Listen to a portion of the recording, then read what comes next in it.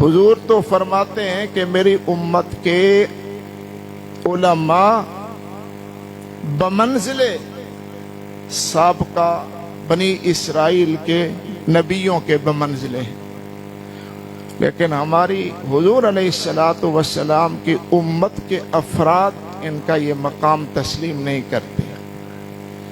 اگر کرتے ہوتے تو یہ زمانہ نہ دیکھنا پڑتا۔ آج علماء سے جو علماء کا مقام نبی پاک صلی اللہ علیہ وسلم نے بتلایا ہے، اگر ایک امتی نبی کا غلام ہونے کی حیثیت سے اس مقام کو سمجھ لیتا اور وہ نبی اور وہ عالم کو دیتا تو آج یہ حالات نہ ہوتا۔